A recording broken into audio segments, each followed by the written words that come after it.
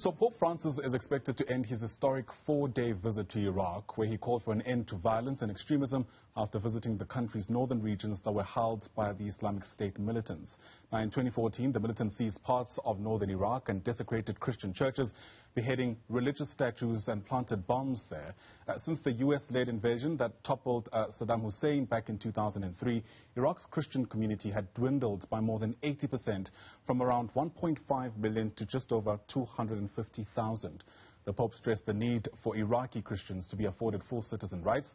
For some context on this historic visit, let's bring in Father Russel Pollitt. He's the director of the Jesuit Institute of South Africa.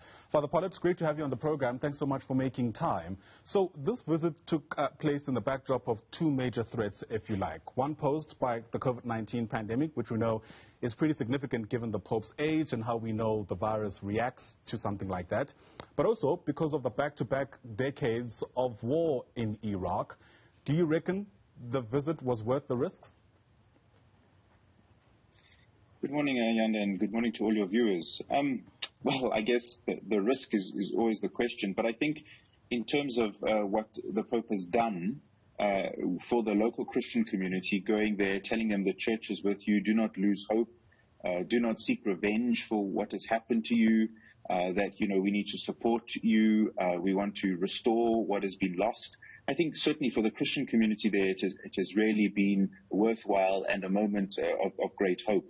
And as far as the COVID pandemic goes, I think this Pope did take a risk. He was advised by many people in the Vatican, I'm told, not to take this trip. Yet we know that Francis is very stubborn when he wants something to be done, and I think he saw this as very important.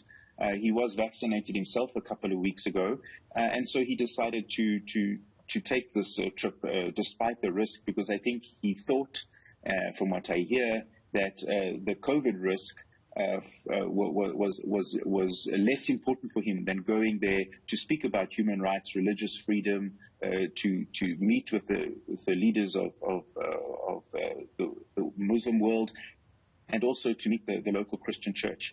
Whether the COVID protocols were upheld, I was watching a few scenes yesterday on Al Jazeera. That was a worry. It seemed as if not just for him, but also for people around him. And we know that the coronavirus levels in Iraq are busy rising at the moment. In fact, some of the visuals on our screen now show exactly that. Scenes perhaps that leave a lot to be desired. But one of the salient moments that also came out was the meeting with the Grand Ayatollah in Iraq. That's al-Sistani. It's, from the visuals I could see, looked like an awkward engagement, but perhaps that's neither here or there. Take us through the significance of these two leaders meeting nonetheless, especially outside the realm of religion. Yeah, I think first and foremost, it goes with the personality of this Pope. He's very much a bridge builder. And this is not the first time he's met with Muslim leaders. In fact, in Morocco, he met with a king. He also has been to Abu Dhabi, where he's met with Muslim leaders.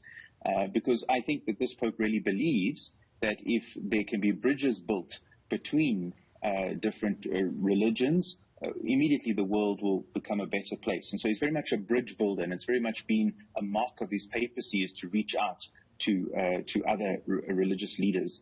I think, often when leaders come together of this kind of stature, they're looking for coalitions, normally when it comes to economics or when it comes to war even. With these two leaders meeting, it's something very different. From what came out of that meeting, and certainly the statement by the Vatican, they spoke about peace. They spoke about being able to live together, people from different heritages, different religious traditions, different cultures. They spoke about human rights. They spoke about religious freedom. So really a human conversation rather than one that's got to do with any economic or political development or allying each other politically in any way, but a human story. Care for human beings, I think, was what the Pope intended that meeting to be all about. The Pope is in many respects seen as a reformer, and that's come with a fair level of, call it, resistance even from within the church itself. I wonder whether you see these kinds of coalitions being able to coalesce beyond his papacy. That's a very good question, Ayanda, and I think one that, we will only be able to tell after, he's gone, and it'll take time for that to really be crystallized.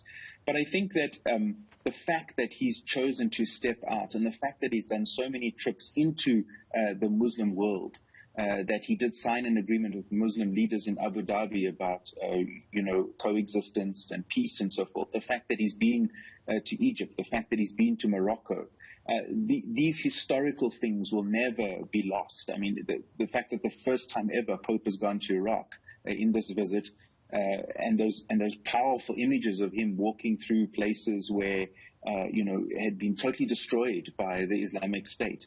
I mean, I think those kinds of things do leave an imprint on human memory. Whether it's able to go the next step, was to actually put these things that they talk about into some sort of action, whether there can be the building of relationships, I mean, I think is one that only time will tell.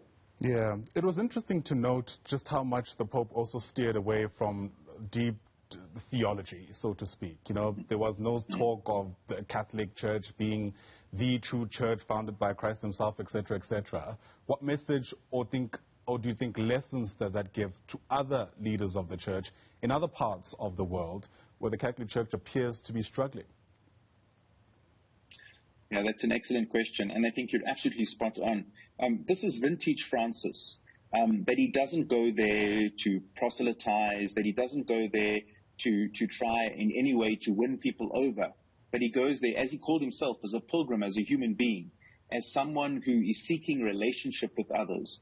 And I think, as you rightly pointed out, this is a major problem in Catholicism at the moment, where we have a Pope who is very much open to dialogue, a Pope who is he's not shoving what he believes down anybody's throat, but rather wants to encourage dialogue. He wants to encourage bridge building for the greater good, because he sees this, I think, the ability to build relationships transcends any particular church. I think he would see at the moment, and works towards the common good. And in other parts of the world, where the church is still very much divided, and for example, the U.S. is a very good example, where there is a real clash when the bishops speak, and they seemingly wanting to, force everyone to believe what the Catholic Church forces. This is not Pope Francis' style at all. He's a politician in many ways, and he's very discerning in what he chooses to do.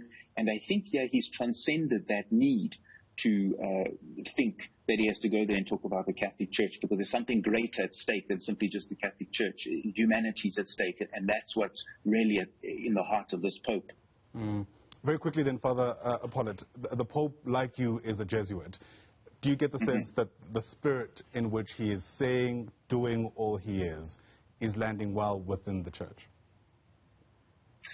It depends which part of the church you're talking about, Tayanda. I mean, in some parts of the church, I've seen really positive reaction, and people saying, that we're proud of this Pope. This is the kind of leader that we need, and this is the kind of leader that the world needs, because we don't even have political leaders that are able to do this, go into these difficult situations so courageously, wanting to go to the places where people are really suffering, where there is really danger. He did this in the Central African Republic a couple of years ago as well. So a real sense that he is coming out as a leader.